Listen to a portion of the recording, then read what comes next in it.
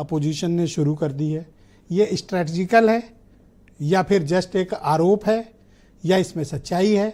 और क्या ये महाकुंभ में जो बीजेपी ने ब्रांडिंग की उसको डाइवर्ट करने की कोशिश है? आप इसको किस नजरिए से देखते हो? देखिए विजय जी, पे लड़ाई की शुरुआत हुई है और मेरा स्पष्ट मानना है कि कुंभ का एक भव्य और दिव्य तरीके से इवेंट करा के स्नान कराने की परंपरा, जिसमें 7 करोड़ के आंकड़े पास कर चुके हैं, जो सरकार ने आंकड़े पेश किए हैं, इसमें 2 चीज जानिए। जो पॉलिटिकल माइलेज की बात कर रहे हैं, सभी प्रबुद्ध लोग यहाँ जुड़े हुए हैं। कार सेवा जब की गई थी, जिसमें 90 में गोली चली थी, इसमें मुलायम सिंह को बार बार याद किया जाता है, उसकी आलोचना की जाती है। और अडवाणी जी की जो यात्रा थी सागर से सरयू तक, हमें लगता है पार्टी का इवेंट था, हिंदू परिषद और भारतीय जनता पार्टी सपोर्ट। कितनी तगड़ी उन्मादी भीड़ थी और किस तरह का एक जन सैलाब था। सरकार बनी और 90 में मुलायम सिंह जी ने गोली चलवाई, जो आरोप लगता है, और 93 में नारा क्या लगा, मेरे मुलायम काशीराम हवा मुड़ गए जैसे राम, और बसपा और सपा ने सरकार बना दी।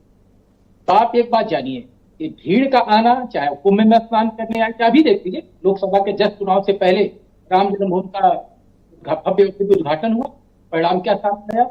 स्नान करने जा उसकी आस्था है, उसकी आस्था भाजपा में नहीं है। बात समझना, आप कितनी बढ़िया तरीके से उसका आयोजन करते हैं, इतने लोग जाए, वो संतुष्ट होकर आए, वो आस्था डुबकी लगाएं, इसका माइलेज। मतलब आप ये कहना चाहते हैं कि संगम नोज पर तो वो हिंदू बनकर आया, लेकिन गांव लौटा तो वापस अपनी जातियों में चला गया?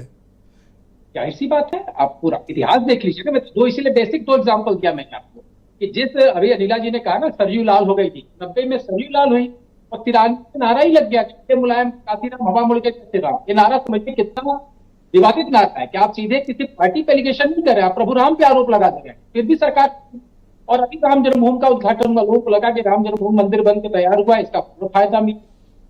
भारतीय जनता पार्टी के द्वारा या उस समय पर जो भी आंदोलन शुरू किया, पार्टी का आंदोलन था, चाहे वो गांव गांव करके ईंट की बात हो, चाहे वो ज्योति प्रोजेक्ट। आप ये कहना चाहते हैं कि कोई लाभ तो नहीं हुआ अयोध्या के मुद्दे पर, बीजेपी को नुकसान हुआ? लेकिन आप देखें तो बीजेपी की जो वैचारिक राजनीति है वो तो अयोध्या पर ही आधारित है और लगातार कंटिन्यूअस, केंद्र में 3 बार सरकार, उत्तर प्रदेश में लगातार 2 बार सरकार। देखिए, जो आप केंद्र की राजनीति कर रहे हैं, वो योगी जी और मोदी जी का जो आज बात आती है डबल इंजन की सरकार, तो मोदी जी का परफॉर्मेंस, गुजरात का उन्होंने विकास मॉडल पेश किया। उन्होंने ये नहीं कहा कि हम कट्टर हिंदुत्व के नाम पर वोट मांगने आए, उन्होंने किस तरह से गुजरात को आगे बढ़ाया, उसी के पूरे इलेक्शन कैंपेन में ब्रांडिंग की गई 14 में।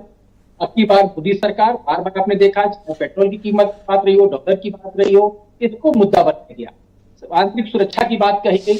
और जब इसमें योगी मुख्यमंत्री के तौर पर आए, तब एक बात आई कि हम एक विकास की बात करते हैं, हम कम्युनिज्म की राजनीति नहीं करेंगे, बंटवारे की राजनीति, तुष्टिकरण की राजनीति नहीं करेंगे। और खास तौर पर एक सख्त प्रशासन, जो कहा गया कि कानून व्यवस्था के साथ कोई समझौता नहीं किया जाएगा, वही की इमेज पेश की, उसके नाते सरकार बनी है। और एक फेयर स्टेट के तौर पर जो आप डिलीवर कर रहे हैं, आप सिलेंडर का दे रहे हैं, उज्ज्वला स्कीम के साथ आप अनाज दे रहे हैं गरीबों को, इसका लाभ मिला है।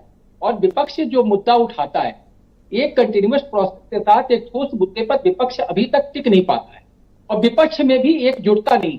अभी आपने देखा ना दिल्ली के इलेक्शन में, कि जब तक विपक्ष एकजुट नहीं होता, इलेक्शन के समय एक होंगे, इलेक्शन के जस्ट पहले अलग हो जाएंगे, तो उसका भी पोलिंग पार्टी को मिलता है, जैसे पहले कांग्रेस को मिलता था, अब भारतीय जनता पार्टी को मिल रहा है। जी, बहुत शुक्रिया आपका। मैं वीरेंद्र जी भी हमारे साथ इस चर्चा में जुड़ चुके हैं।